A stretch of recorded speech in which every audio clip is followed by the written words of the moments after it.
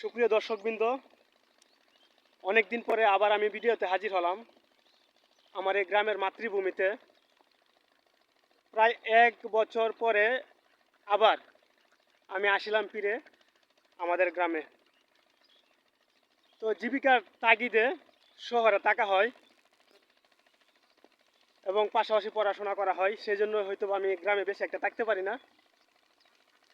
আর যখনই গ্রামে আসি তখনই কিন্তু আমার গ্রামের ন্যাচারাল পরিবেশ আপনাদেরকে দেখানোর চেষ্টা করি। তো বেসিক্যালি আমরা যারা শহরে থাকি তারা কিন্তু এই গ্রামের মায়া মমতা সৌন্দর্যটাকে বেশি একটা মিস করি।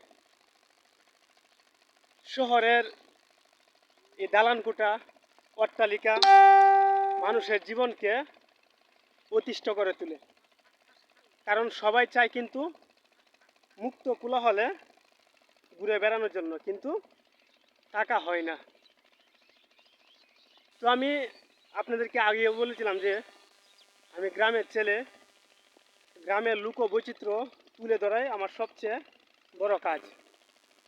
যেহেতু গ্রামে আসলাম, যে কয়দিন থাকি এই কয়দিন আপনাদের সাথে আমি রেগুলার ভিডিও উপহার দেওয়ার চেষ্টা করব।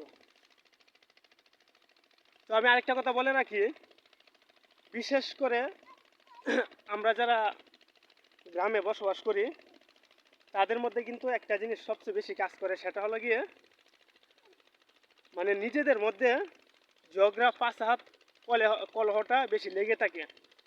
তো এই জন্য কিন্তু অনেকে গ্রামে বসবাস করতে চায় না। তো এটা সকলের নিজের ব্যক্তিগত বিষয়। আপনি যদি চান যে গ্রামের সকলের সাথে মিলেমিশে চলবেন থাকবেন, তাহলেই কিন্তু জীবনটা সুন্দর, সকলে একসাথে বসবাস করতে পারবেন।